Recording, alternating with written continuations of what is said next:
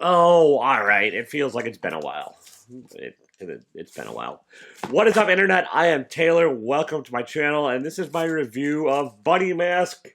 Well, technically Volume 1, but it's the first 4 issues of Bunny Mask from Aftershock Press, written by Paul Tobin, art by Andrea Mutti, and lettering by Taylor Esposito. So another Taylor, so that's kind of, I'm biased.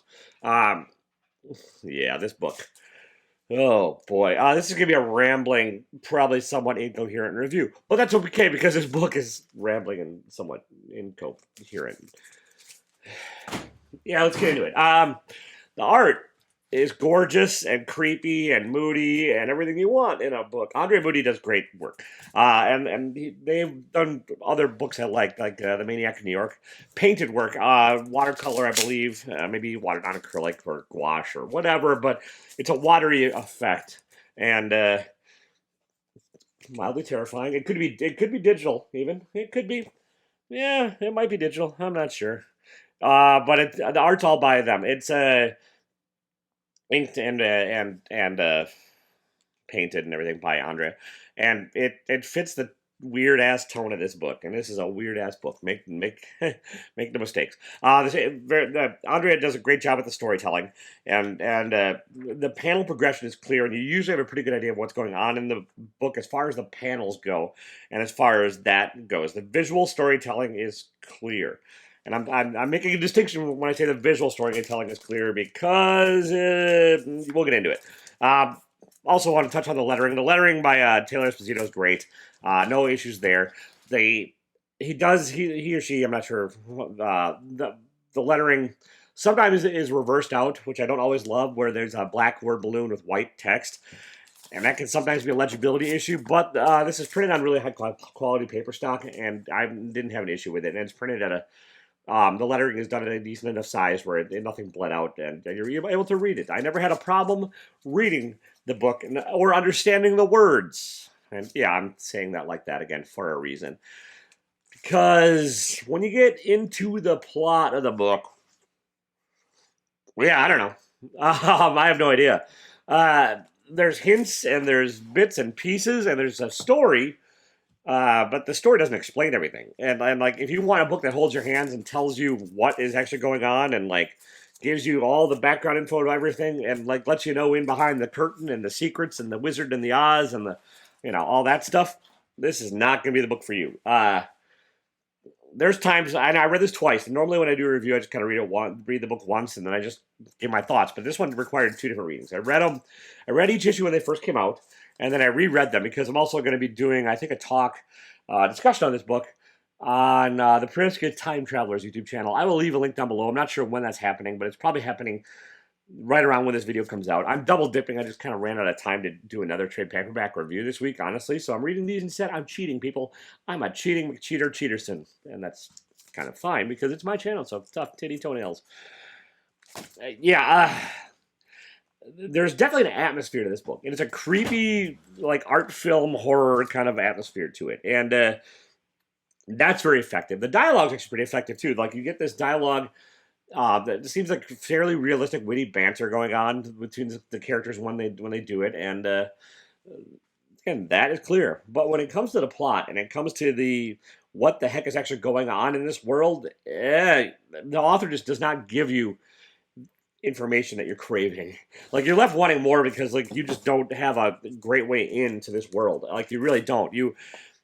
There's like teeth pulling, there's child kidnapping, there's adult kidnapping, there's murder, there's a lot of horrific elements and stuff. And then there's the Bunny Mask character, which is a spiritual-ish force.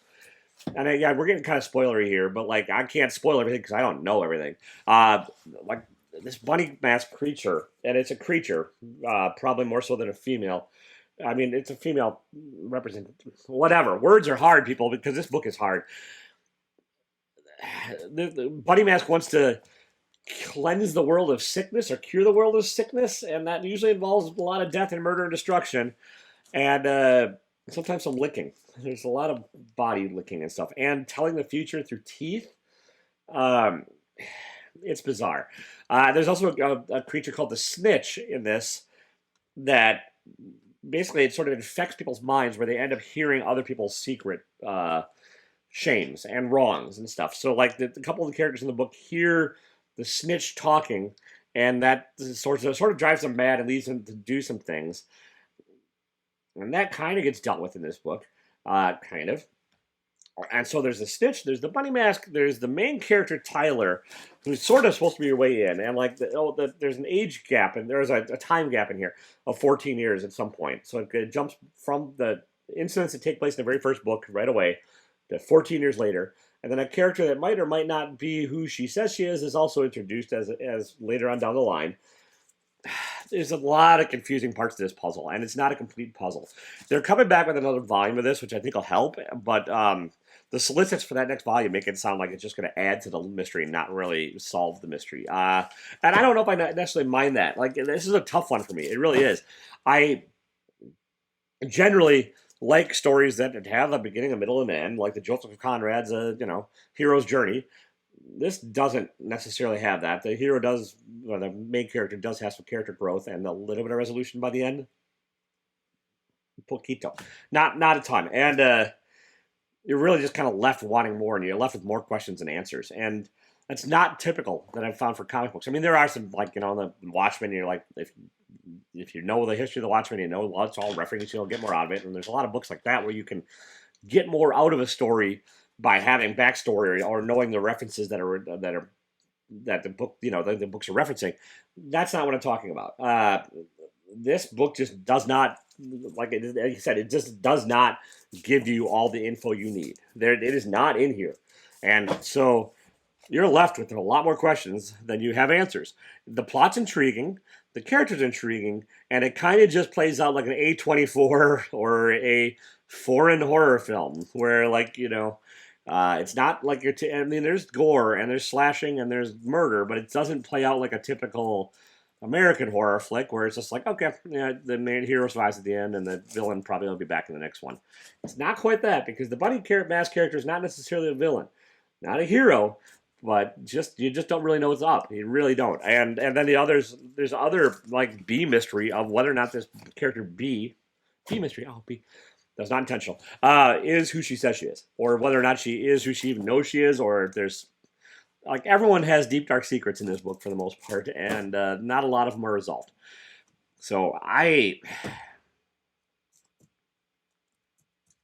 do I recommend it? Yes, with reservations. If you're the type of person and the type of reader that is okay with not having everything wrapped up in a neat little package, this book could probably intrigue you. It's, like I said, it is gorgeous, and it is disturbing, and it will leave you wanting probably more, or it'll frustrate you, and you'll just throw it away. Like, there's probably not a lot of middle ground in this one. You're not going to be ambivalent towards this. You're either going to really like it, or you're really going to hate it. And I don't know which one you are. I mean, I really liked it, because I really liked the idea of, like, trying to put together a puzzle. But I also, at the same time, I wish there was a few more pieces of the puzzle in the box. And right now, you're like, this is not going to form a complete picture. There's just not enough pieces.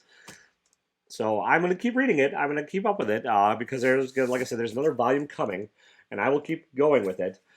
But yeah, I don't know if that's going to answer any questions either. I mean, it's a funky one. So it's not. And it's not even art indie funky where, like, there's just nonsensical. I believe there's a purpose to this all. I believe the writer knows what the heck's going on and has a path forward and has a plan. And just let us in on it a little more, Paul Tobin. Please, just a little. I mean, that said, I'm along for the mystery. I will keep reading it. So, I don't know. There you have it, folks. I mean, it's kind of a short review because I don't want to spoil everything.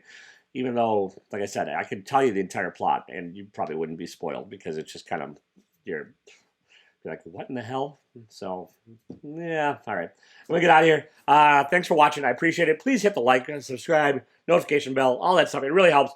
I'm on my way, excuse me, to 1,000 followers, hopefully. And when I get there, I'm going to give away some cool stuff. So, follow along. And, yeah, it all helps, and the watch hours all helps. I'm kind of losing those too because I haven't been live in a while, so I'm going to probably have to go live and start spamming my channel with all that kind of nonsense and chicanery and tomfoolery, and I don't know, I'm just making up words at this point. All right, yeah, even if you're being haunted by a possibly unseen character that likes to pull teeth and or lick your face, don't be a dick. See ya.